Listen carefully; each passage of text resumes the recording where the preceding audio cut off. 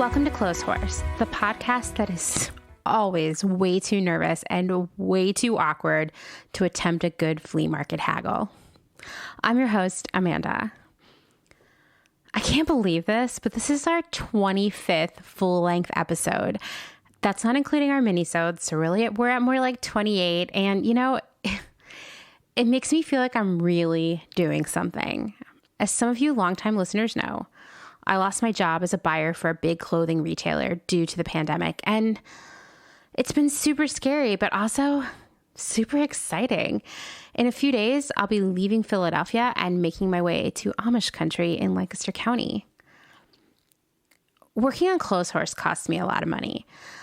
There are hosting and recording fees, subscriptions to various publications that I need for research, and I'm literally shipping my microphones around the country for our various guests. So shout out to the USPS for supporting Clotheshorse by getting those microphones delivered as efficiently as possible in this super weirdo time. I work on Clotheshorse 7 days a week, usually for 8 to 10 hours each day. I mean, I'm super committed to it. I'm really passionate about it. And, you know, it's also kind of like a quarantine, right? So may as well do that and not watch Netflix. And you know what? There's no shortage of stuff to do. There's research, emails, recording, editing, Instagram, and so on. And I tried to keep track of this, and I realized that a typical episode of Clotheshorse requires about 20 hours of work. Yeah, 20. It's crazy, right? For one episode. But you know what?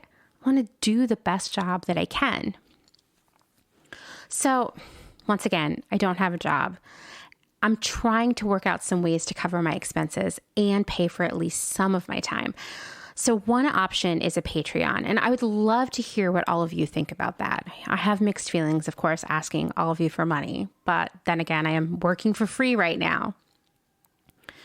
Should I offer bonus episodes, a weekly newsletter, a shout out on the pod, trinkets of some sort? It's kind of a hard puzzle for me to piece together because I'm trying to be really mindful of sustainability. So I'm not going to start offering merch on sites like Podswag because I don't want you buying clothing that you don't need. And I also want to be able to control the ethics of the manufacturing of whatever it is I'm selling you. So it's just on my mind. I want to do it right. I'm also considering ads, but not the generic sort of ad options that are offered to podcasters. For one, a lot of big brands out there that actively use podcasts as ad space they're kind of sketchy, and their values don't align with Clotheshorse, and I don't want to compromise that. Furthermore, there are so many rad designers, makers, and vintage sellers out there that are doing super cool stuff that don't get to have a lot of exposure because, you know, it's expensive. So I was thinking about inexpensive ads for people like that. I know you listeners want to give your money to good people, so it might be beneficial for everyone. I would love to hear your thoughts on these ideas, or maybe you have an even better idea. So please drop me a line via email at clothehorsepodcast@gmail.com or send me a message on Instagram at clothehorsepodcast. The bottom line is this. I love making Clotheshorse. After years and years of just like, WTF am I doing? I finally feel like I'm doing something that does something good for the world. I meet all kinds of incredible people. I learn so much every day. And you know, I've been stressing for years and years about what the fashion industry was/is doing to this world and the people in it. So I'm excited to be breaking down that mystique and lifting up new thinkers and, you know, changing some minds out there. My stepmother, Karen, who is super fucking rad, by the way, told me that she's not letting my dad buy any more polyester shirts. And you know what? That felt like a major victory. So I want to keep this going, but I can't do it without you. Okay, well, that must be what it feels like to be one of those hosts slinging for NPR during the pledge drive. So I guess now I have to stop being grouchy about it the next time it happens. And by the way, for all of you who are wondering, I listen to KCRW, that's the LA NPR station, every day because it's my favorite and I love what they do. So maybe you want to check out KCRW as well. Okay, so enough of that. Let's talk about today's episode.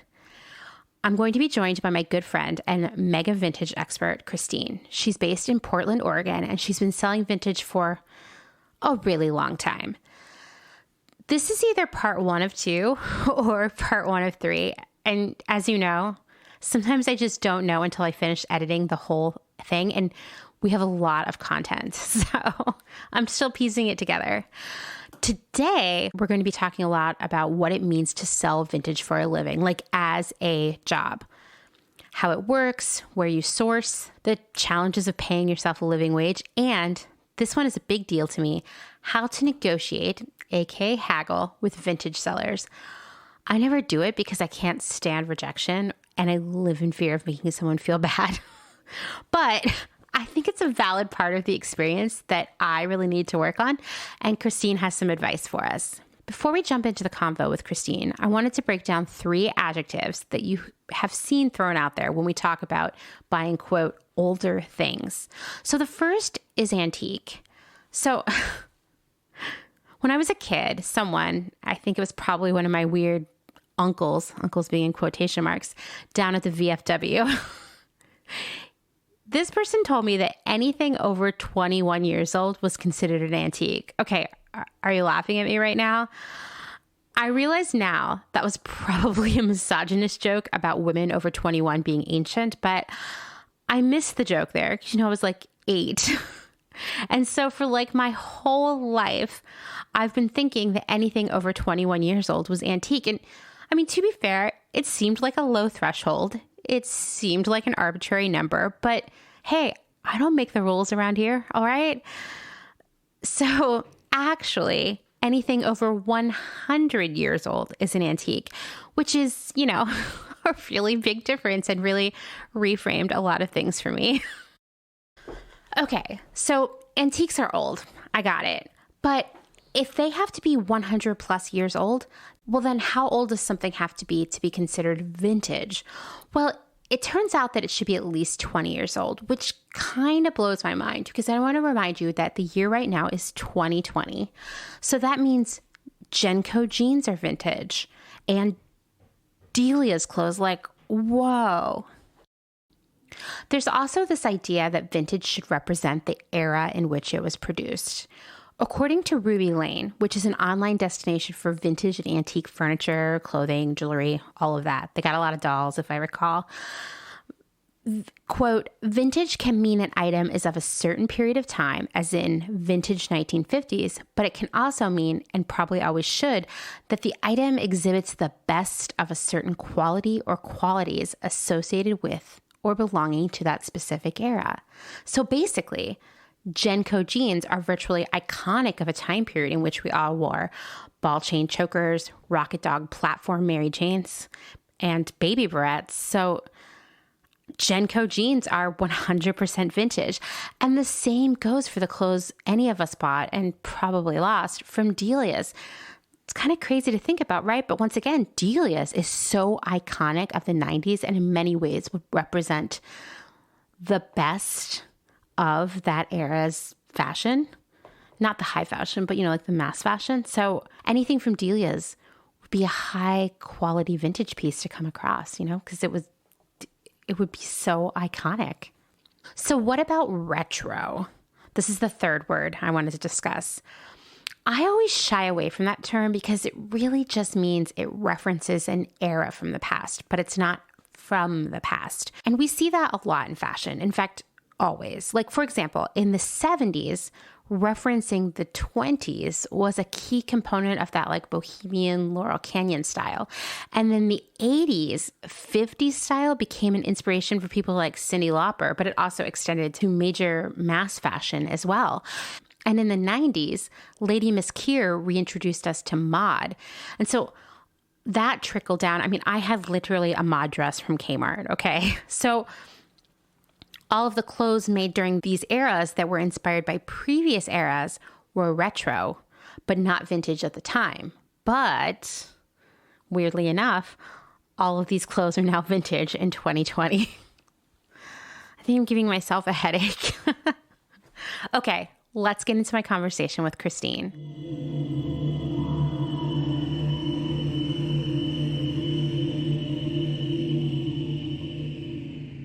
Today, we're going to be joined by Christine, who is a good friend of mine and also is an expert vintage seller and just sort of knows everything about vintage. So I'm excited to have her here today to tell us a little bit about the hustle of selling vintage. So, Christine, why don't you tell us a little bit about yourself? I grew up in Lower Appalachia, in a really small rural town, and there wasn't a lot of options for finding clothing. There was like an old school department store, I think it was called People's, and then like a Roses. We didn't even have a Walmart back in the day. So, Me neither. I grew up in a town so rural that we also did not have a Walmart. And when it opened in like 6th or 7th grade, it was like the biggest thing. huge deal. Huge. Yeah. Whole Huge. town was there. Yeah. It was like you put on your best to go to Walmart, and there were gatherings in the parking lot. It was the place. I don't know if it was this way where you grew up, but like when I was in high school, if you could get a job at Walmart, like you were on Easy Street. Set. Yeah, right? And now we talk about Walmart just being, I mean, that could be a whole episode in itself. Like they don't pay people Evil enough. Yeah, it's a corporation. terrible place to Yeah. work. And to think that like that was like the best job you could have in town, I mean, that really says something. I remember it smelled different from other stores. It did. It did. Like it smelled clean and magical and like just like stuff. It was really enchanting. I mean, I'm not going to lie. I went off to college with only stuff from Walmart because it was luxurious to me. Yeah. To be like, I got brand new sheets at Walmart. Wow. I know. And it's interesting too to think about brands that they've taken over, like White Stag or Oh, yeah. and how it almost rings as a decline for those brands. But back in the day, for me, that was like glamorous, like stuff to wear to school. Totally. Yeah. I remember thinking that they had good clothes. Yeah. Well, And maybe they were better back then. It's like really hard to say. it's hard to say. I mean, you'd get that nice JanSport backpack there and you were set and you were on trend and ready to go to school. Totally. So it's hard to say. Yeah. Anyway, back to where you grew up. Yeah, small rural town. So we did some thrift store shopping, and it was like a big deal to go 2 hours to like the mall in a big city, you know? Mm-hmm. And then also a big part of growing up in Lower Appalachia was fiber arts and craft were really big there. So I grew up with like a lot of handmade stuff and playing on farms with sheep and watching the sheep get sheared in the spring and playing in my mom's cabinet with her wool. And the whole process of fiber arts was really big for me growing up. And I think kind of kept a good foundation for growing into vintage as I progressed. It's all about fiber content, you know, and so I've always appreciated that. So you grew up being really like into thrift shopping and having this awareness of what was good and what wasn't as good. I don't know about good. Like I remember begging my mom to make me a pair of hammer pants one time, and then she did. Well, those are good. Well, not according to the kids in Franklin, North Carolina, because I got called doo-doo pants. It was humiliating. So don't ask your mom to make like the top trends because kids won't get it. Oh, no, totally. I got really into the trend of wearing like multiple pairs of slouch socks like layered over each other. Yeah. You know, so you would have like the stripe going up your leg. And people at school call me Punky Brewster. It's fine. Whatever. That is a badge of honor. Like Punky was rad. Yeah, I definitely got made fun of for the hammer pants and then like the blossom hat trend. Oh yeah, I got into that hard. Yeah, very hard. But kids were haters. So I think no matter what you do, you're always doomed to be uncool as a kid. But I think that's true. Who's laughing now? Exactly. You're one of the first people I met who actually was like, vintage is my full-time job. I'm not also a bartender. Like, this is literally what I do all the time. So how did that happen? That was kind of just out of a push for struggling once I moved to a new city. Like I had plans for myself to get a job. Like I had been doing some acting work as well as murals and stuff. And then I came to Portland thinking I would jump right into that. And yes. Well, we all have dreams when we move to an interesting place, right? But right.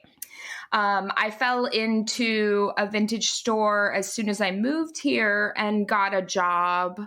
And so that was like a part-time thing. And then through that, I was able to get a gig working for a bigger vintage employer out of Colorado. And I got sent to the Rockabilly Weekender in Vegas, and working for them for that like long ass grueling week, I was really amazed at in-person sales, international clients, and then like seeing how much with kind of a traveling show or an expo weekend, like that a company could make so much money that it would actually put them into the black for the year, Yeah, that's amazing. That blew my mind. And so that kind of built up confidence in me to say like, oh, this thing that you enjoy doing, you can do it full time. But I was also living rurally at the time in a very affordable home. So I didn't have a ton of overhead. And vintage is something that if you have a little nest egg and can invest in a lot of buying up front, you can find it can sustain. Especially with the progress of Instagram and selling online, it really makes it a lot easier. Do you sell anything online right now? I have through Etsy, but that's not my main form right now. I'm still doing a lot of in-person sale. Well, not as much as I would normally in a year. Right. Online selling has made me some good money. And I have to say, like, Etsy is great about introducing you to a larger audience. Right. I could see that.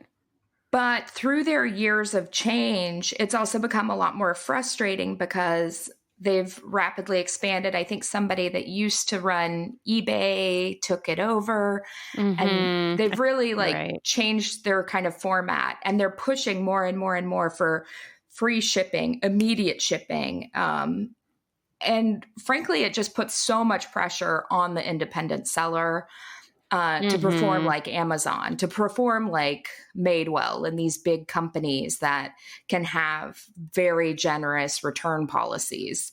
Right. And it's so hard to meet that demand. I'm sure. And it does seem like, I mean, I've talked about this with some other sellers that we're kind of in this era where the customer is always right. And always right. Yeah. So like Etsy or Poshmark or eBay are always going to stand on the side of the buyer. Yeah, always. I mean, they have nothing to lose in it. They are not vested at all. And they just want their platform to run as, shiningly as possible with very little regard for the seller. So that is entirely frustrating. And I've had moments where I would sell something to a buyer in France. They would haggle me on a gorgeous 1920s silken velvet number. And then I'd comply and I'd say, okay, fine, I'll give in and I'll cut that deal for you. And then a month later they receive it. They say there's a flaw, even though it was perfect when you shipped it. And you just have to give them a refund. And then you don't get the item back, or you do get it back and it's even more crushed up and it's 2 months after you originally sold it. And you just have to deal with it. And it's crushing. And so at least with in-person sales, you have the benefit of somebody seeing your face, knowing you're the one selling the garment. You can work out a deal in person if you want, and there's that exchange, and there's less room for someone to be demanding at this person that they've never seen before and have no vested interest in. Right. Because there's no personal connection there. So they don't have to feel bad. Yes. If they're a jerk. Right. So that's a big problem with COVID, is it pushes us into the online retail world, but because of, this push towards, crushing the little guy, it really makes it that much harder. Yeah, I totally agree. I don't know when this is going to end. Like, I feel like there's no end in sight. No. But my hope is that we're all going to have all this time to reflect on how broken things are and come up with something better on the other side. Yeah. But for right now, it's like, I know you kind of were sort of leading the charge to do safe outdoor markets in Portland. Yeah. And it seems like, I think that people realized, oh yeah, being outside is fine. Just wear a mask. Don't be an asshole. Right. Yeah. What's going to happen for the holidays? I mean, I guess the weather's kind of mild in Portland. I mean, I don't know. I think the rain is going to push everyone inside. And Oregon has been far safer than other states. Like, I've seen a lot more stuff out of my family that lives in Georgia about how like malls are open. Mm-hmm. I know. Isn't that crazy? So I don't know how that works, but I frankly feel like once you're inside and you're in a building, like rates are going to go up just like they were in the early spring at grocery stores. Right. Even the ones that said they had great cleaning practice, limited entry, and had masks, there were still outbreaks within people working there and customers. So I don't know. It's hard to say. Yeah, agreed. So, Christine, I'm going to ask you All right. a hard question. Is it possible to just go start a full-time vintage business and never have to work anywhere else again? Like, can you do that? I mean, obviously that's the dream and what, some kind of TV personalities will lead you to believe, but it is a hard road. Yeah. I haven't always been fully self-employed doing this. It's only been within the last few years that I've committed 100% to it. But I'd say to fully sustain this career, I'm always having to supplement it by working side hustles that ultimately keep it chugging along. Working part-time at whatever shop I'm vending in, whether it be like a dealer space and then I'm having to work the cash register on weekends or working retail hours, or also freelancing and assisting other stores. A lot of other dealers can be a little bit older and maybe don't have a handle on Instagram or selling on Etsy. So I've definitely helped them along and earned some money hourly that way. Or also just using that whole buy-sell trade kind of model to keep cash flow coming in and then the inventory cycle flowing. So, there's always a hustle. Of course. And I'm sure, I mean, I already know this because I know you, but for the listeners to hear, like, you have to buy your own health insurance. You don't get paid vacation time. Not every year. You don't get sick days, right? Right. You have to take care of yourself in a full way. You're responsible for way more complicated taxes. I'm sure your accounting is a lot more complex than, someone who works at a regular corporate job. Yeah. Shout out to Shift Accounting, because I don't know what I would do without my friend Jenna really helping me with my bookkeeping. QuickBooks does it, but man, she really, you got to be friends with somebody to help you with bookkeeping and stuff, because it does get very challenging. Yeah, for sure. So it's not just as simple as like, hey, I'm going to leave my corporate job. I'm like fed up with it. Now I have a vintage business. Like, there's so many other things involved. And I'm sure, you had COVID in the spring. Yeah. So, I mean, you were sick for a while, and I hope you're not embarrassed to admit that. As you know, I was like sick for months too. You couldn't really run your business. So what do you do? Yeah, I mean, I was struggling because not only was I sick with what led into essentially pneumonia for 8 weeks, I also had kind of lingering brain fog and cognitive delays, which really made everything productivity a struggle, So I had to take a leave of one of my businesses, but I'm getting back on track. And then, of course, the flea market model was really put off this year. So that was a challenge. But yeah, between like taking care of yourself and a business and then still finding ways to hustle and garner that income is a huge challenge. And it takes every waking moment of your time to figure that out. There's constantly a grind. And it is that thing of like, do what you love, but you have to really enjoy some aspect of it because you're going to be working at it like 24/7. Oh, right. Totally. Like, I know that you rarely take a full on vacation. Like, anytime you go somewhere, you're also trying to source. So, Right. like, I'm trying to make it a business trip so that I yeah, can, exactly. work through it. But yeah, like my vacations become my road trips down to LA to sell. And then I make it a buying trip, a selling trip. I make, networking a part of it. And those become my vacations, like working trips. Right, right. So, it's always a challenge of, okay, how can I get business done on this adventure or whatever? The conversation I have the most with my friends who own their own business, whether they're selling vintage or making stuff, is like, you've got to pay yourself a living wage, right? So, first off, do you think you pay yourself a living wage? No.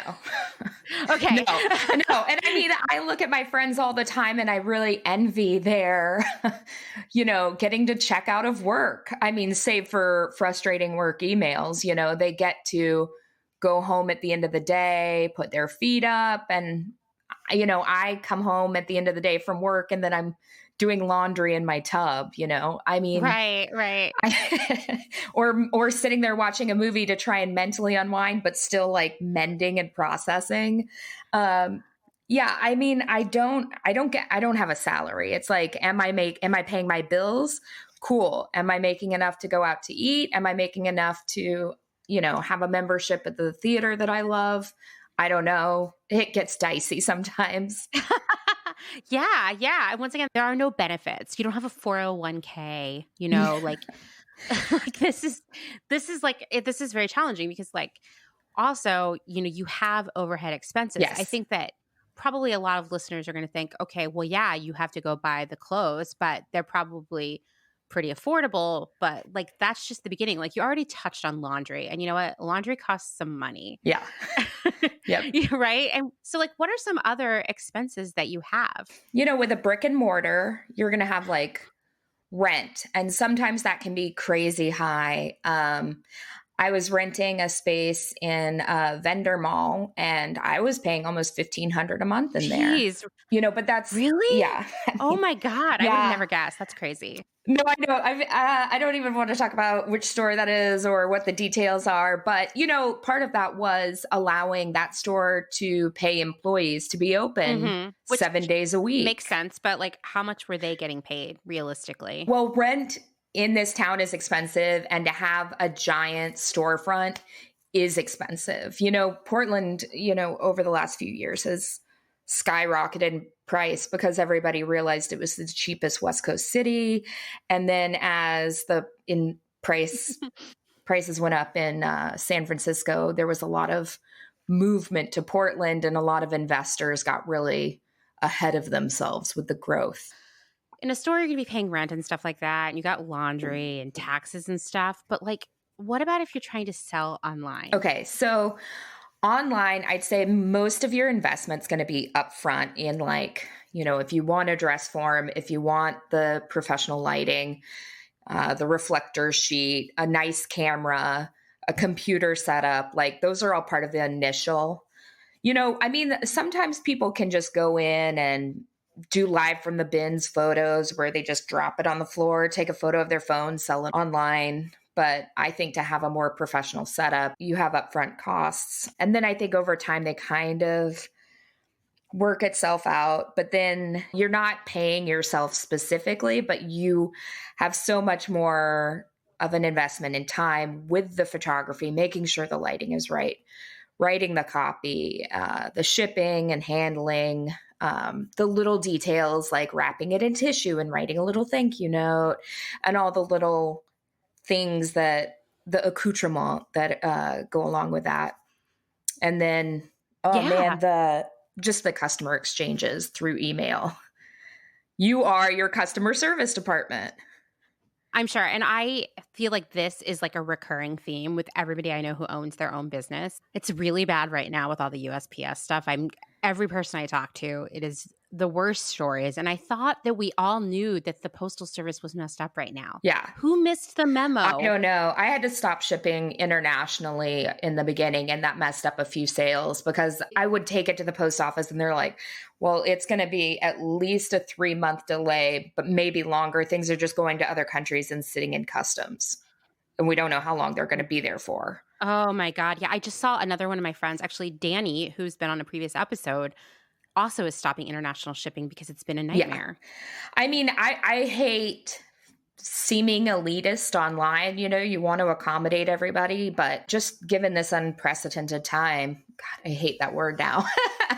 But, you know, it is just not worth it.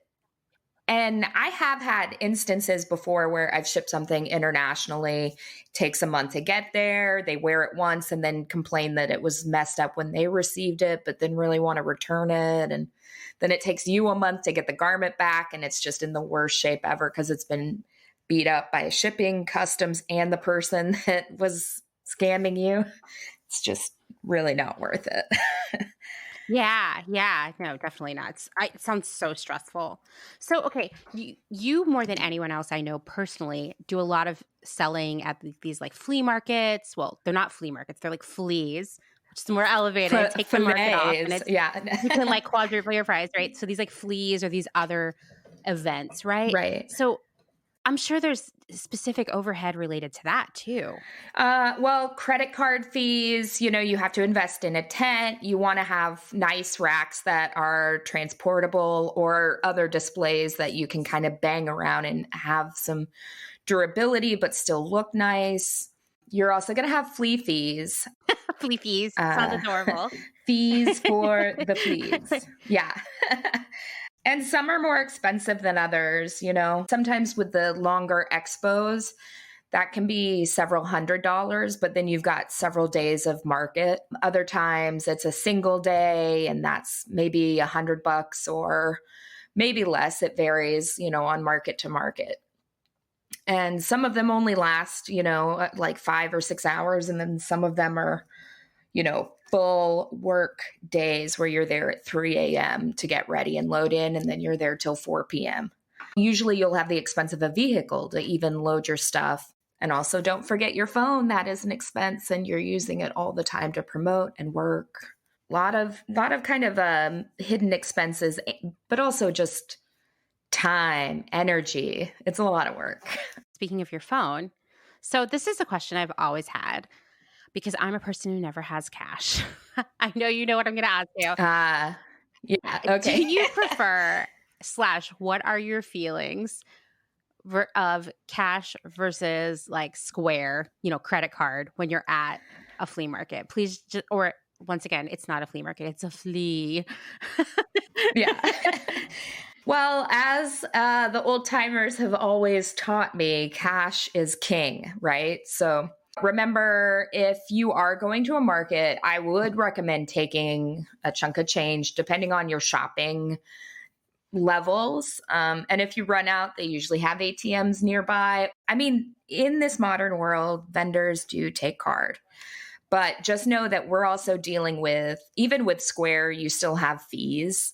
You still have credit card transaction cuts that you have to pay out. So be aware of that when you're haggling. Yeah. You're less likely to get a deal when you're paying in plastic. I do have to say that post-COVID, we've all started doing like Venmo or Cash App. I get a little hesitant about social media as a form of payment. Yeah. You know, as a platform for payment, that makes me a little, you know, it's like, okay, everyone knows what I'm selling today because the transactions come up. I know. I feel weird about Venmo. I'm not really a fan. I mean, it's convenient, but it's too much so to where it's like they've got you. And then but how is payment a social media thing? I know, it's really, really weird. It's kind of gross. Yeah. I don't know, but it is convenient because at the flea, I can just pull up my QR code and then someone just bloop and then scans it. I pop up, they can pay me, bam, bam. And then that one doesn't have fees, but they're making so much money off of us. So it creeps me out. Okay, so I mean, this is obviously not an episode about Venmo, but like, how are they making the money off of us? That's what freaks me out. Where is that happening? Where is that happening? They're probably selling like interaction. I don't know. I don't know tech. It creeps me out. I know. I mean, there's a catch. I know. So I'm like, so they know how much I pay in rent, Yeah. and who my friends are, and how much they pay in rent, and if they have roommates, and like it just goes on and on and on. It super freaks me out. But also remember, like, whatever apps you have on your phone, they're able to communicate with your other apps. So like, who owns Venmo? Is it? I think it's PayPal.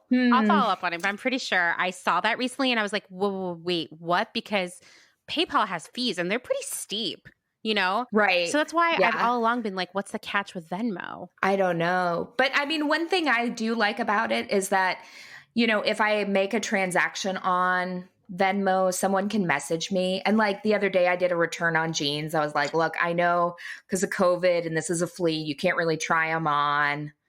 You know, if they don't fit, you're local, I'm local, I'll give you a refund. And so then they were able to message me about that. So I can do some kind of flyby things where, you know, otherwise like you might lose contact with a person. If you're at a market and you're buying a t-shirt, you may forget to be like, oh yeah, what's your Instagram handle? You know, so then you're like, oh, what was that vendor that I saw at that one market? There you go. Even though we know it's not something. It's creepy. I don't like it. What's the biggest lesson you've learned along the way? It just seems like vintage is made to last, you know, like quality is there. And quality is something that we've definitely moved away from with fast fashion. Yes. Oh, yes. And so even going through, say, a thrift store, you know, like a contemporary piece, the fabric feels so cheap compared to older garments. So sometimes I can just run through a rack and tell a vintage piece just on look and then touch to confirm. Mm-hmm. But fiber content, once again, matters. I would also say trends are cyclical. So in that, like, they just keep coming back around, you know, as part of the 90s is back again. You can see the micro trends within that of the 70s and, you know, sometimes the 30s come through again. And so if you keep going to those classic pieces, they'll keep coming back around. You know, a few years ago, gunny sacks were so hard to sell. And they're back again. They're going back up in style. Yeah. For like top dollar. Right. Top dollar again. Yeah. It's just interesting that you'll have a few years where an item seems dead in the water, like it won't sell. And then a few years later, it's the item du jour. Yeah, totally. One thing that would always strike me is when you would talk about sort of your strategy for where each of the items you sourced was going to go. Because you kind of had like multiple streams of sales, right? With like different customers. Yeah. And you would always speak to how like, oh, like these 90s things that are like this, they're like the younger trends, they're the lower price point, like they're going to go here. And this is a lot more high end. So I'm going to sell that at this show. And this is going to be great for like the Portland Flea. And like you had it bucketed out. The different avenues. Yeah. I mean, how long did it take you to kind of figure that out?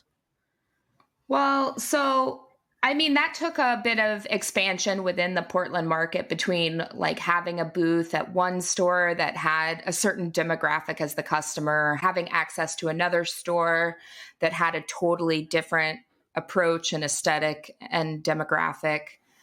And then, you know, Portland Flea is definitely within a higher kind of realm of taste, but also you still have to be accessible with pricing. Mm-hmm. But then when I would take up to the road and go down to LA for the Rose Bowl, that was just like, oof, take those top dollar pieces. So it's kind of given me freedom to pick a wide variety of items and to say, okay, this can be slung to tourists for pretty cheap. And then, okay, this goes to this particular neighborhood set that needs this type of item. I love having access to the international markets because it's always so fascinating to me. Like when you look at what Japanese buyers want or what Australian customers need, because in Australia, they don't have a lot of their own production. And so a lot of the vintage that they collect and curate down there just keeps circulating. Mm-hmm. And then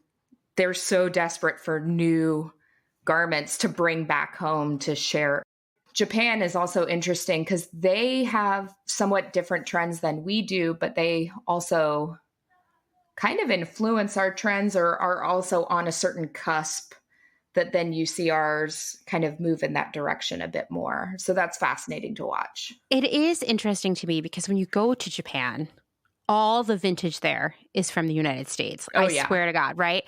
But yet, like the last company I worked for, the buyers would literally go to Japan to try to find trends to then bring back to the United States and sell here. And it was like, but all the stuff that they're selling there came from here. And right. So you're paying top dollar to bring it back here. I don't know about that. Bizarre. It's so bizarre. But I would see, I mean, Dustin and I, on all the trips we've had to Japan, we were like, wow, we saw the evolution of like the trend in terms of what vintage was going to influence people back here in the United States to make and sell because, all the buyers for all of the like more youth-oriented brands are going over there and the designers and whatnot and seeing this. So it was like in the beginning, the first time we went to Japan, everything was like what you would expect in terms of being like very Americana, like Western shirts and denim. I know you sold a ton of that to Japanese buyers. So, and then the next time we went, it got like weirder and more like what I come to recognize as what I see in like just a plentiful amount of in thrift stores. So it was like tons and tons of Hard Rock Cafe t-shirts, for example. I know, right? And like Looney Tunes and all these things that we have seen. Like ugly sweaters. They were really like, when I went a few years ago, it was like a lot of Thrasher t-shirts and it's funny now, like some of the ones that have come since COVID have been asking for those silk, like early 90s, late 80s shirts that had the Gooch label and they were silk with like really ugly prints. They were terrible. Yeah. I love that label though, Gooch. What is that about? It does not surprise me that that's what they've been looking for because we saw with each trip we took to Japan, the trends got more and more late 90s streetwear. And so like tons of Tommy Hilfiger and Fila and Fubu, all vintage. Yeah. And like in some situations remade to fit smaller people or to fit girls. And like we saw mannequins with only the one overall strap fastened. Like it was so just like all the trends that I feel like have been very slow to come back here in the United States because we kind of were all like embarrassed about that era. Like, the things from the 90s that have come back, we've really like picked and chose. You know what I mean? Oh, baby. We got some juicy coming back in. Okay, that was going to be my next question. Yeah. If you had seen any interest in that, because it would seem to me if we're going in this progression, then when is it time for Juicy and Von Dutch? It's now. I mean, let's be real. Athleisure and then the comfort suits, the sweatsuits. Its time is now, I'd say. Oh my God, that's so terrifying. It's also within different demographics though. Like I'm seeing teens and early 20s gravitating towards that because also if you think about it, that's when they were born and what their parents were wearing. So totally. I think that's a big part of it. But I know women that are like, now that I've gone high rise, I'm never going back to low rise. 100%. Like, there's no way you're getting be back in a muffin top pant, And like pulling up your thong real high. The whale tail alert. Yeah. I mean, there were certain things about that were just so miserable, and like really low rise jeans, but then like also really long shirts. Like, think about how long shirts were in that time period. Yeah. It was past so the hip, for sure. Bizarre. Yeah. And when I was working in buying, like one of the first years that I like had made that transition into buying, I was in a meeting where the person who was in charge of buying tees and like, basics like that had actually just shortened all the tees, not even to be like at the waist, still slightly below, but not this like weird, slim, long tunic to fit with your low rise jeans. And none of them sold. It was like a huge liability. And I think that's so funny because we've been in the era of the crop top for so long now. Which I also resent. Like, I just will not alter a garment. I just won't. I can't wrap my mind around doing something for a micro trend.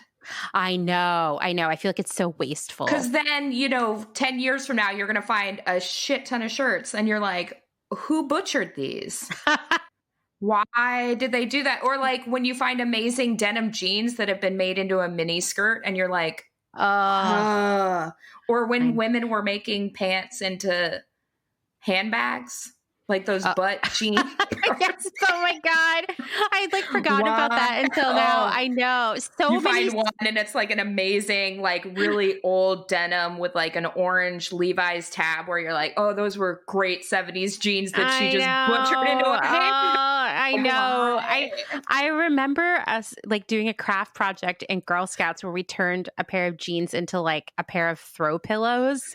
And that also makes me sad. Who wants that? Yeah, who wants that? Do you really want a butt cushion on your couch anyway? I don't know. So crazy. Yeah, I think that's really interesting to think about all of the really awesome clothes that we have wasted with these idiotic trends. Like in the early aughts, that whole idea of like upcycling, but it was like the most lazy upcycling ever. Would be like, I cut the sleeves off of this t-shirt and then I like sewed a ruffle on the bottom of it or something. It was always terrible. Or like sewing weird patches all over a perfectly amazing t-shirt and now it was just ruined. I mean, I'll be real. Sometimes I worry that Etsy encouraged a lot of that too. I mean, I remember that era of Portland, like there were so many stores that were doing that. Oh, like, yeah. Saturday market. Oh, yeah. Cutting up t-shirts and then adding safety pins or screen printing on a dress or taking an incredible maxi dress and cutting it into just a shirt and throwing the rest of it away. Like that kind of stuff. Just so brutal. So, I won't do it. Yeah. I know. It just bums me out. Or like, Nike shirts hit such a pinnacle of value within the last year. I think now it's starting to decline again, but you know how I feel about that. Yeah. Oh, well, I'm with you about Nike, but if I found a good older piece, like I would pick it and sell it. But one time somebody I know found all of these like quote unquote grail Nike t-shirts, but they were all cut up and sewn into a fucking quilt. And they pulled it out of the bins and it was just like, everyone's just like, oh man, womp womp. Who would use that for their bed? Yeah, somebody that was like maybe a runner and they had collected all these marathon tees and like their wife just they don't wear them. So their wife wanted to like pay homage by making a quilt. But then at the same time, you're like, wow, Then they got a divorce. Yeah. And he was like, I don't want this quilt in my life anymore. Yeah, it definitely made its way to the bins. So something happened along the way. Yeah, there's definitely a dark story there somewhere. Because like if someone made that for me, even if I hated it, I would be like, they put so much work and time and thought I'm into saying it. You would hold on to it. I know. You would hold on to it, even if you never used it and you only put it out when they came over, but you certainly wouldn't send it to the bins unless there had been a falling out. Yeah, I don't know.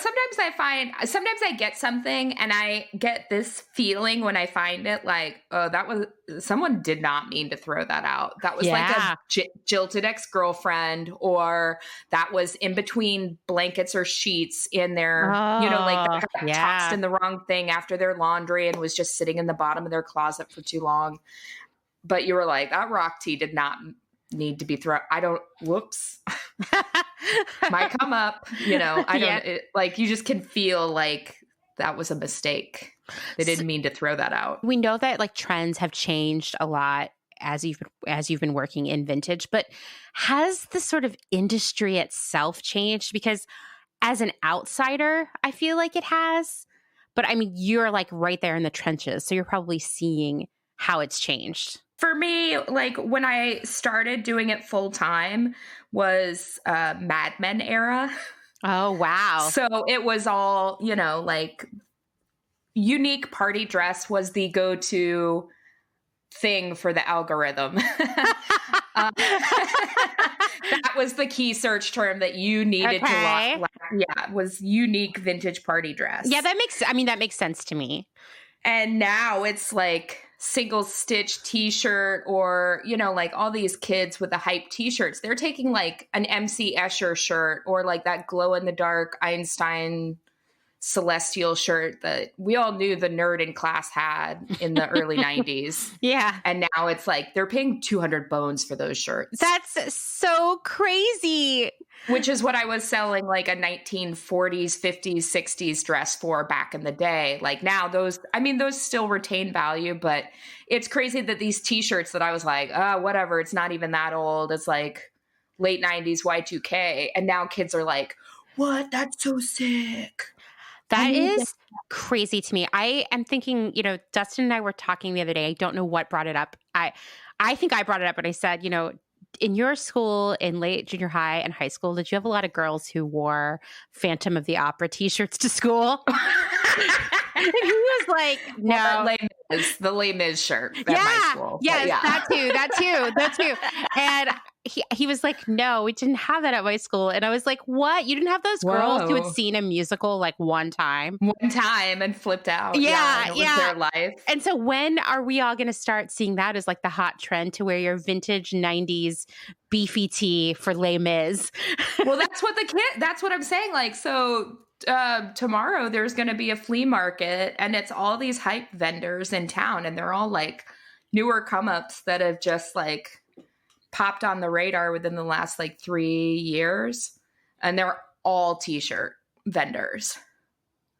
Wow. It's bananas. And so like now when you go to, by the way, I like to call the bins the office, especially when in public, because it just seems a little classier. But whenever I go to the office, it seems like there are these voracious kids and that's all they want. And they're like, yo, that's so hype. And you're like, okay, well, you go for that and I'll go for like my actual quality textiles and like good things that retain value. Right. And aren't going to be like a flash in the pan. But I don't know, maybe that trend will stick around. It's hard to say. I mean, I will say I hate the aesthetic of all of those shirts, right? They were primarily because they were uncool to me the first time around. Why would they be cool to me now? That would be like some betrayal of who I am. But I'm glad someone's wearing them because think about how many dumb like musical t-shirts were made in the 90s. Well, that's the thing too, is like it's bonkers to me that they're like that coveted and that hyped, and you're like, do you know how many of those were made? Like the Friends t-shirts or the Seinfeld t-shirts. Totally. You know, I mean, like I get something a little less common. Like I don't know how many Spike Lee like t-shirts they made back in the day of, I don't know. What was one of his movies that Do the Right Thing? I don't know. Yeah. Oh shit. Yeah. The Do the Right Thing sweatshirt or like t-shirt. There weren't a ton of those, but like that's pretty cool. But I don't know that would fetch the same price as, you know, the Cosmo Kramer. Oh my God. You know, I mean, and I think that does speak to like a generational difference too, because we weren't adults when Seinfeld was on, but like we were aware of it, right? And so we are all familiar of that painting of Cosmo, right? Yeah. Well, Dylan saw a print of that at the beach, and she was just blown away that this existed and like wanted to buy it. And Dustin and I were like, oh, like you have no idea how many millions of those sold. Right. Yeah. So there you go. It's totally a generational thing. You know, and like, how do you pronounce it? Is it Visco Girl or the VSCO? The Visco Girls. Yeah. Visco Girl. Yeah. So that whole thing, I'm like, whoa, if you had access to my closet in that era, like that's 100% what they're wearing, you know? Oh, yeah. The little baby barrettes and the bowl cut. What was that photo you put up where you looked like Drew Barrymore back in the day? Oh, yeah. That was dead on. It's like, you know, just more proof that trends are 100% cyclical. Oh, for sure. It's super weird to see Dylan dressing exactly like I did when I was her age, like down to a T. It blows my mind constantly.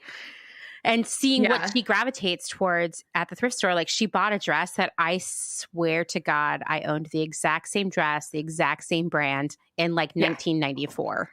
Yep. It was Yep. crazy. I was like, that Yeah. came from Macy's. It's rayon. I know it well. Cute. Yeah. It's going to be I've wrinkly. worn that. Yeah. I love watching the girls walk down the street and you're like, oh my gosh, you're a walking Delia's catalog from when you're so cool. Cause that was what was cool when I was a kid and you're on it, I don't know. It's Totally. But think about too, like 10 years ago when you would go thrifting, you would like cruise right by that stuff. Cause you're like, like too soon. whatever. Yeah. I felt like for a couple years there, the entire Goodwill was all these like rayon faux patchwork printed dresses. And I was like, next. But now I'm like, oh my God, I should have bought all of them. I would be making a fortune right now. Yeah. Where did they go? Where are they? They probably went to a landfill. Right. So then what's the next thing? Yeah. I mean, you don't necessarily think about it until the trend is starting to bubble up or whatever. It's weird. Totally. So, well, that's kind of brings us to sourcing. Now, I know that any vintage seller does not want to reveal their sources. So I thought you could just sort of give us a high level of the kind of places you shop for your inventory and kind of like what your strategy is there. So I'm sure it's way different than when I go thrifting. Yeah. I mean, so if I walk into a thrift store, which I'm not going to lie, I will buy at a thrift store and totally resell. Right. I am,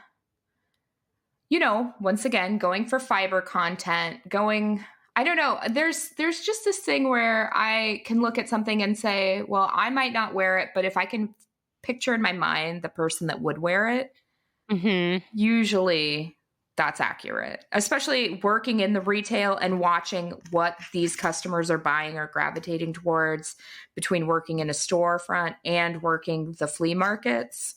I get a feel for these different customers. So it's just imagining that customer. Sometimes it's tough to have too much like forward thinking about it and be like, oh, that really cool random girl would totally want that. I don't know. It's hard to say, but there's usually some attention paid to colors that are relevant.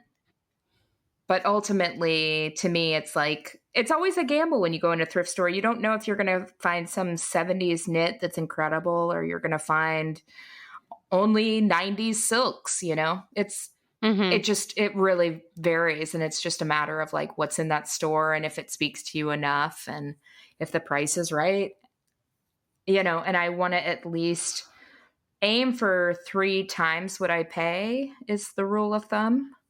Interesting. Which, I mean, to me, very reasonable. Right. I will tell you that the retailers that I've worked for were selling vintage, Nasty Gal being a big example of that, were probably marking things up 10, 20, 30 times. Yeah. Whoa. I mean, like, that's why you could go every time we would have a vintage launch, it would be like, okay, here's some rock tees. They're all $400. Wow. Yeah. I mean, there are those teas, and sometimes depending on the rarity of them or the desirability, like I'll of course go over that 3 times rule. But yeah, the whole thing about $400 tees is really kind of bananas to me. There's one t-shirt that I have that somebody had marked at $400. I really wanted it, so I traded him 3 t-shirts for that one t-shirt. And I've seen that t-shirt since listed on Grailed for $1,500. Jesus Christ. I hate that. That makes me so angry. It's great. Yeah. I mean, it's like, how rude are you? And I mean, like, there are some, so within that extreme range, I'll tell you also within true vintage, there's one print on like 50s stuff that will net you around that as well.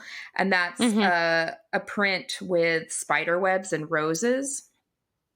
And if you find that, and it's on a really nice, like what some people are calling now the cold rayon, but it's that silky rayon that feels like silk almost. But if you find a garment with that, that's been the highest fetching print on eBay. Crazy. Yeah, it's It's bananas. Who's buying that? Is it like collectors? Is it like stylists? Is it someone who's really going to wear it? Is it costumers? Maybe all of the above. I feel like with the rose print, that's some just diehard rockabilly fanatics.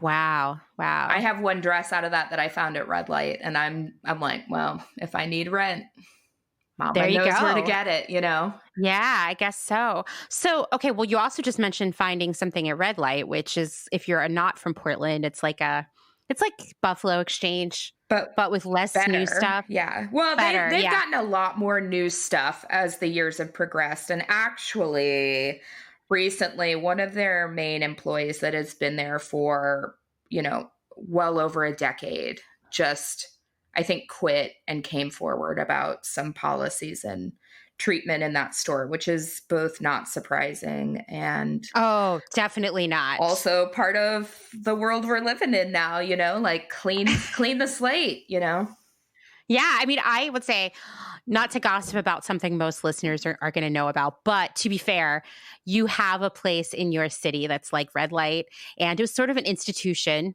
of like the coolest vintage clothes. They also sold a lot of Halloween costume stuff, and the people who worked there there for a long time. And there was definitely a period in Portland where working at Red Light meant you were basically one of the coolest people in the city, right? Yeah. And so selling there would be really stressful because you'd be like, what if they don't think I'm cool enough? And they would be mean to you. It was like I don't think they were as mean as Buffalo, because Buffalo, I'm like, I don't even understand what you're buying, what you're selling. Oh my God, don't even get me started. Like, I don't either. How are you being snooty with me, but then you're taking that person's H&M shirt? What is this mess? I have no idea. Whereas at least with Red Light, I was like, all right, if it's true vintage and it's not totally thrashed, they'll probably buy it. It's true.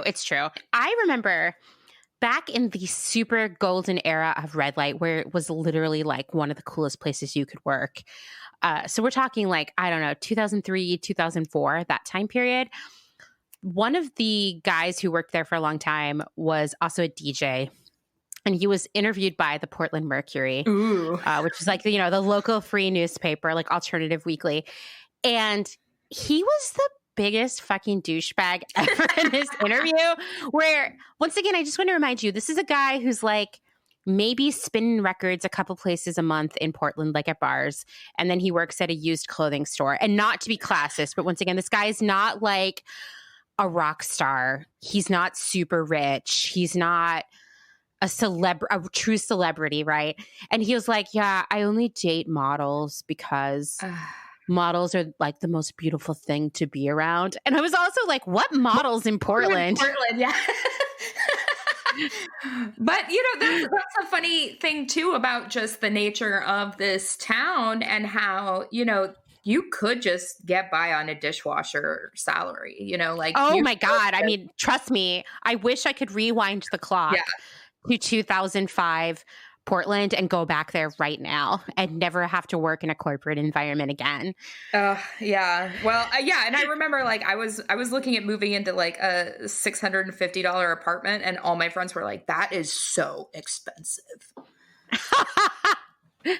I mean, it was, but I was like, but I'm living alone in an apartment and I'm not, but I don't know. It's just, whoa, times have changed. Times have changed. So anyway, so you found stuff at Red Light, but like, what other kinds of places do you go? It doesn't seem like you're using thrift stores as your primary source. I mean, so then there's also the office, there's estate sales. And also I gotta say, like, I go to antique stores sometimes and antique expos. And I meet dealers. And I think having like repeat interactions with dealers has allowed me to maintain connections with people and been able to buy in bulk quarterly is the way that I used to do it. Was I would just save up and like quarterly I'd make deals with like some vendor from another state that I would meet up with. Yeah, just forging relationships, or like that's the big benefit of having a brick and mortar is people are like, oh, you sell vintage. My grandmother just died and we have to clear out her home. And I'm like, here's a business card. Right. Or people will bring you things, or, I think also once you're doing it long enough, everyone associates you with vintage. And so they'll bring you things to sell, or they'll sell you things, or they'll just say, hey, I need help clearing out my hoarder mom's attic. Oh my gosh. Yeah. And I've done some buys like that, and they can be really overwhelming. And also being on the other side of the counter for a buy sell trade type arrangement can be very sensitive. Like we always assume like the people working at those counters are heinous, but like it's a sensitive thing because you're like taking things that sometimes people value way more than what they're worth. Mm-hmm. You have to have tact, and you have to like be frank about like, hi, just so you know, I am buying this to resell. So, you don't want to be offensive with the price. If they come back in your store, they see what you've listed it for online, and they're like, how dare you? You only paid me this much for it, But there are costs with doing business and having a brick and mortar. It's always a really like tricky dance to play. I'm sure. I had not even thought of that, of someone coming back in and being like, I can't believe you're selling my Nana's sweater for $200. And you're like, well, it was designer. You knew that. And I paid you like a third of what I listed it for. So, like, I'm sorry. Yeah. I mean, that's tough. And so that's why, a lot of those stores like Buffalo and Red Light have these policies of, we'll give you, 50% in cash out or more in trade. Oh, it's definitely not 50%. No, what is it? Then it's 50% in trade. Yeah, and I think it's like 30% maybe in cash. Yeah, you're right. Yeah. So, having hardline policies like that is important, but it's always a really fine line to walk. Oh, for sure. So, do you ever go to Raghouses? Yeah, a good friend of ours, Miss Bobby. Yeah, I was going to say that. That's where Bobby was sourcing in LA. Yeah, she took me into one. And I've since gone back a few times, but we don't have one in Portland. I think the nearest one we had was kind of, actually they were an online staple earlier on called the Rusty Zipper. And you could buy in bulk from them. Mm-hmm. But they were one of the earlier online retailers, but they also had kind of a warehouse thing where you could go and pick. But there aren't really any in Oregon. So going down to LA and getting to experience those. I mean, I feel like they've come into the lexicon a bit more over the last couple of years, especially with some loud dealers with TV series. So just to be clear, they're not for the general public. Like, right. You have to have not a license, like a reseller certificate, I think. Yeah. You have to be a reseller or like bare minimum. Like, I mean, because you'll see fashion designers and stuff go into them too to pick for inspiration. So I think it's just a business ID, tax ID or EIN. Mm-hmm. And then they're by appointment. So you have to have like contact with them first. You have to kind of have a file with them, and then you make appointments. And they're pretty strict on those. They'll have like a customer limit. So like it might just be 2 people per business per appointment. And then there's no photographing anything. Interesting. Yeah. I mean, I think they all have different rules, but I think kind of the better ones, the bigger ones, the more established ones, you're going to have more rules. Mm-hmm. But it's nuts in there. I mean, it's bales and pallets, and you see employees like real time unpacking pallets and putting them on hangers, and they're not processed. So it's almost like the bins, except you have the people like taking them out of the pallets and then putting them on hangers, and then you go through the organized racks of stuff. Okay. Some other ones, like they'll have it where the pallets are just open and you kind of dig through them. And that's a workout and exhausting. It's like the bins, but then you're diving in. It sounds kind of fun though. It is. I mean, it is. It's like, it's overwhelming and then exciting. It's just like the bins. I would say anytime you're buying kind of wholesale, it's overwhelming, it's magical and intimidating all at the same time. So one thing about vintage though is I can see that some people can get addicted to it. Like it's got a rush. There's a rush when you find something amazing. Mm-hmm. There's a rush when you sell something. There's a rush when you sell to a famous buyer and you have to keep it cool, or like, I don't know. It's just all kinds of energy exchanges that get really intense. But the picking is very fun. Anytime you're buying wholesale, it's like also on you to do the work in there and to find any natural lighting in the room to like make sure something doesn't have crazy stains or doesn't have some huge rip. It's all sales final. And then once you get out of there, if you can't mend it or, get that stain out, which sometimes has been a make or break for me. It must be challenging to balance because you want to pick as much stuff as possible, right? But you Right. also want to inspect it. Yeah, you want to make sure it's quality, but because also when you go through the checkout process with them, they've got one person that's then saying like, okay, that's a $10 item, that's a $20 item, that's a $100 item. Oof, that's a $400 crazy. item. So you don't even know. When you take it up, you might not even know. You might not even know. Yeah, because they don't have, I mean, sometimes they'll like, if it's one of the ones that like, say, does the Rose Bowl, some of their items might be tagged, but it might be like 25% of the items have tags because they're in the Rose Bowl queue. Right. Yeah, I mean, it's a weird place. And then also, like, if you peek behind the scenes when you're at the bins and you look behind the doors as they're coming in the room or whatever, it's a similar thing of bales of pre-sorted clothing. And that's where that global rag trade comes in. And that just blows my mind. Oh my God. I don't understand how, like 20 years ago, somebody just like bailed up a store's dead stock and then put it in a warehouse for 20, 40 years. Like, I don't know. That's the part of it that blows my mind. It does. The fact I talk about too all the time, like the fact that we still find dead stock from like the 50s, 60s, and 70s also blows my mind. Like that's how much stuff there is in Western countries. There's so much stuff. But then if we're talking about them shipping it off to other countries and then it winding up in their landfills, like in Africa, or like if it gets shredded up and put in car seats. Yeah.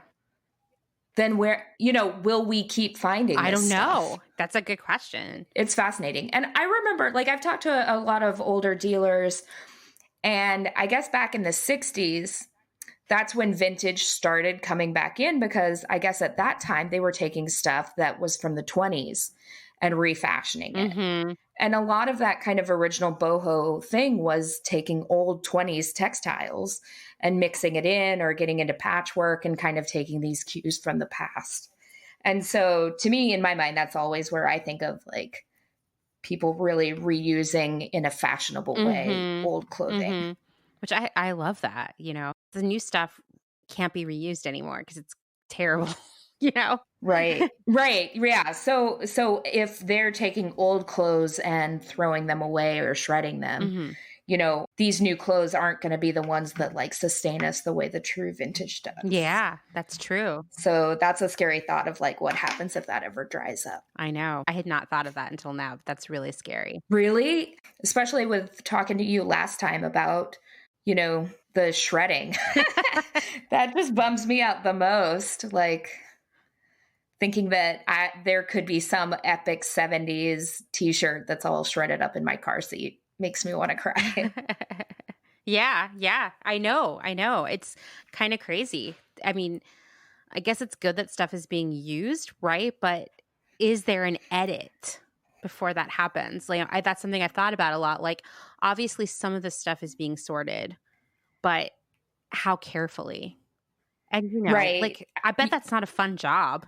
I bet you're not looking super closely. I mean, I feel like a lot of the times when I see people processing clothes at the thrift store and stuff, like, I feel like then if you start catching on to what you're processing, then you've graduated out of that position.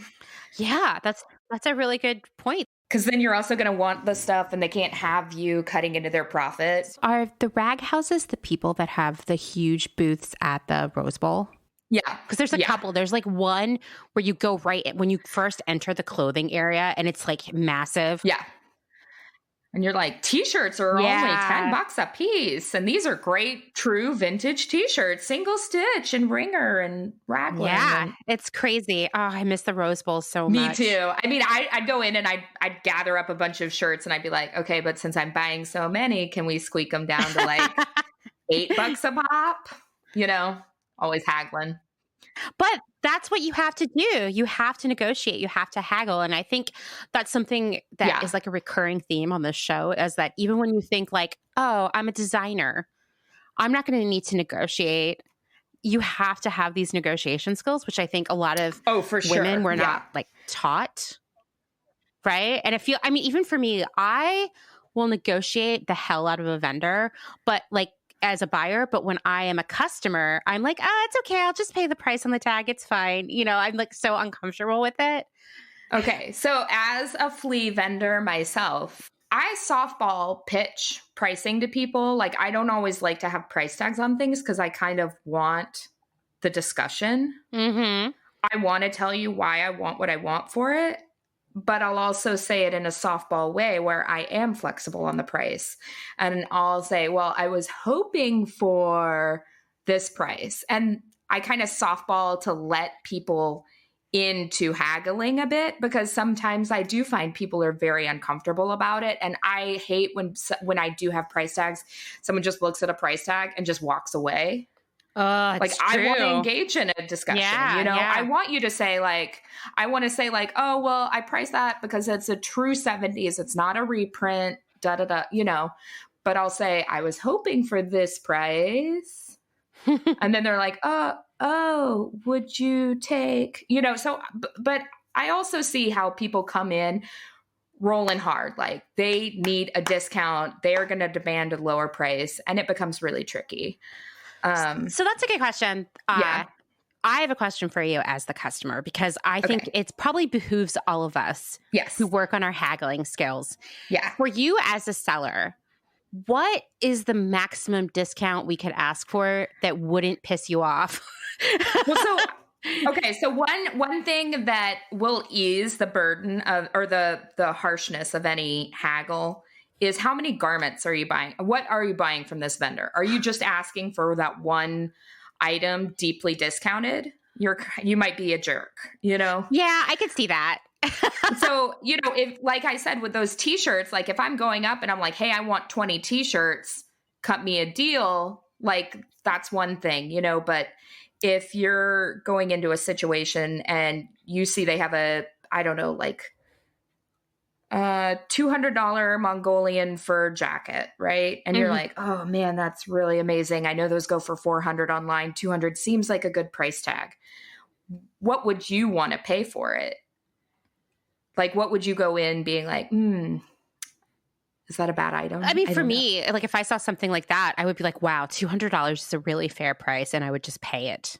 You know what I mean? Okay. I mean, frankly, it kind of is, because if you look at what they sell for online, that's a screaming I know. deal. And I think that is also, I mean, something we talk about a lot on the show is that our concept of how much things should cost is so skewed by fast fashion and this culture of everything always being on sale. And I think people think that vintage should and I'm not saying all people, and I'm certainly not this person, people think vintage should be cheaper than new stuff, which first off is impossible when we know how cheap new stuff is, right? But also because the stuff is unique. It is better made. It will last longer. And so I often I mean, I can tell when someone is trying to scam me for sure. But if I saw a really nice coat and like the lining wasn't messed up and it was like $200, I'd be like, yeah. I mean, this thing has stood the test of time already.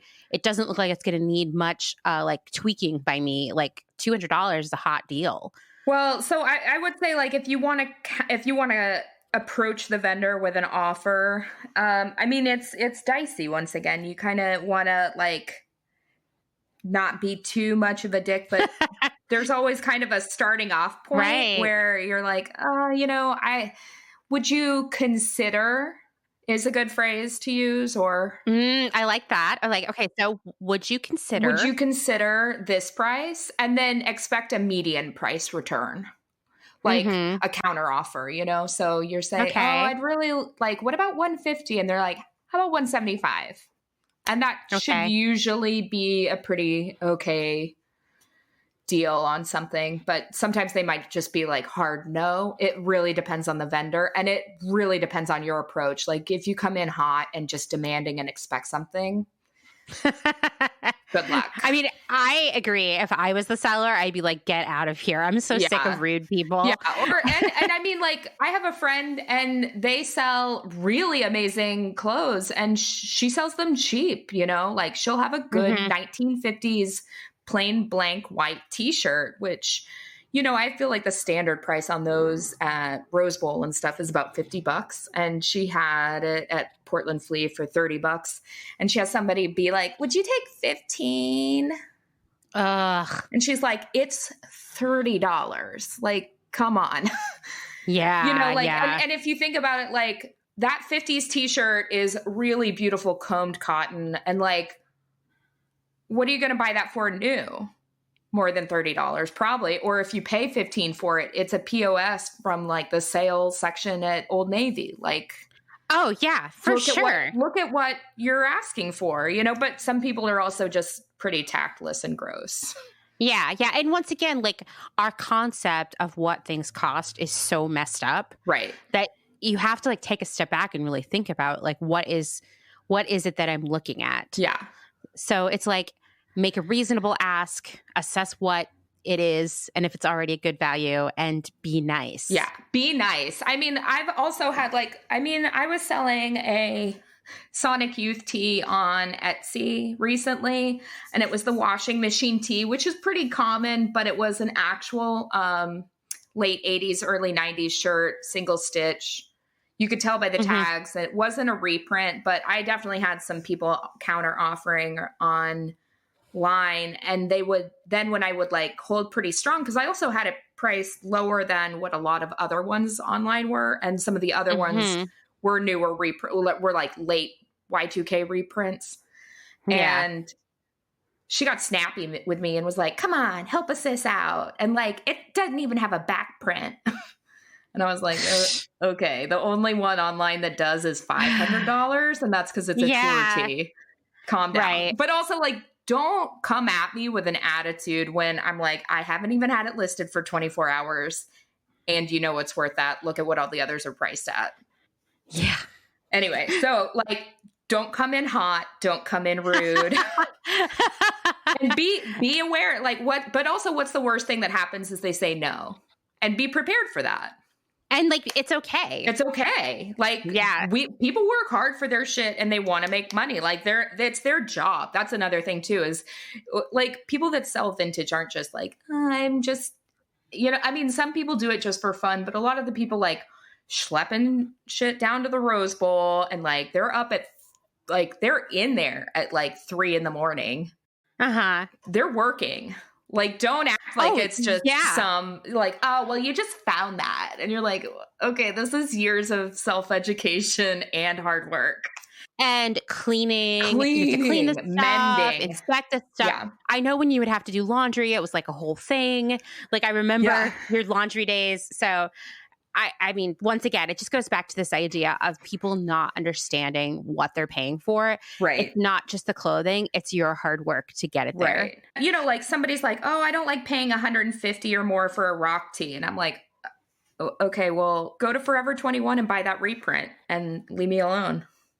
You know, you either want like the shredded, like paper thin original, or you want a like crispy reprint. And don't at me, bro.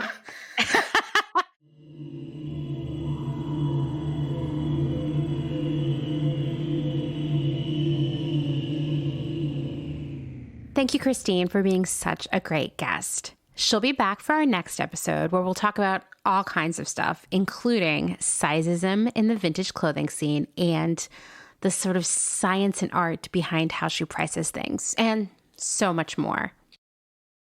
This is turning into a super long episode, but I did just want to touch on Raghouses just a tiny bit more, because 80% of the clothing donated each year ends up at one of these Raghouses. 80%, guys.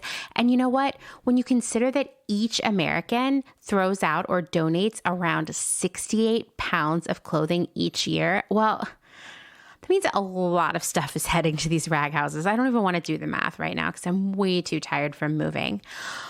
Private companies buy these excess donations, which I feel like saying the phrase excess donations is like the understatement of the millennium, but they buy these excess donations from thrift stores and charities for about 25 cents per pound.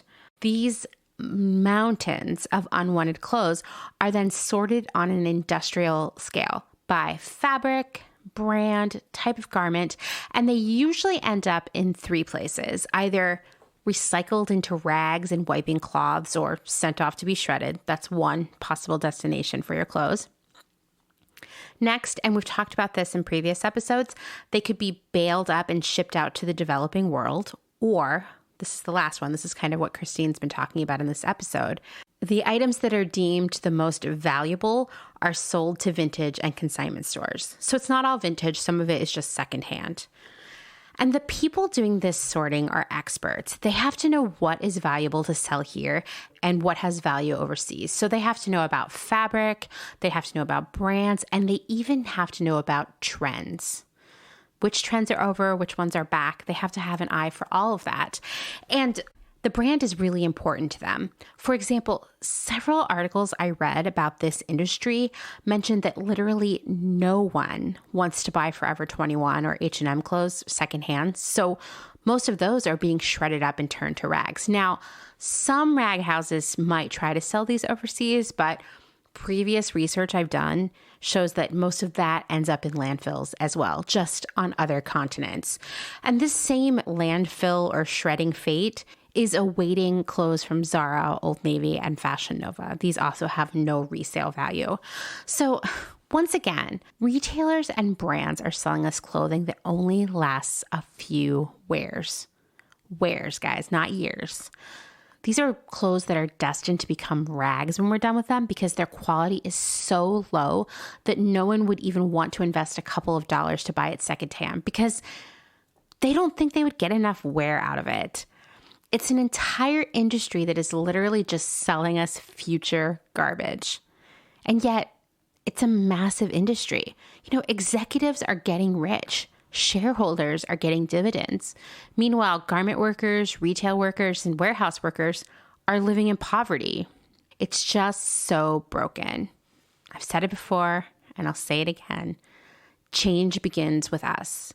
Huge companies are doing just fine with the current system. They don't need it to change. They don't want to make a change unless they see a dip in sales. And that's where we come in because we buy less, especially less fast fashion. And we try to buy things that will last from brands and makers that sell things that last, not just get turned into rags after a few months. We can do this. We can make it better. Thanks for listening to another episode of Clotheshorse. If you like what you're hearing, please leave a rating and review on Apple Podcasts. And you know what? Tell a friend. I personally always value a podcast recommendation way more than anything I see when I'm searching on Apple Podcasts or that an algorithm is recommending to me. So tell everyone else. They'll listen too.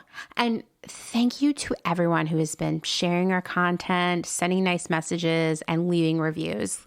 Hearing from you always makes my day better, and it makes me feel like I'm really getting something done here. So thank you.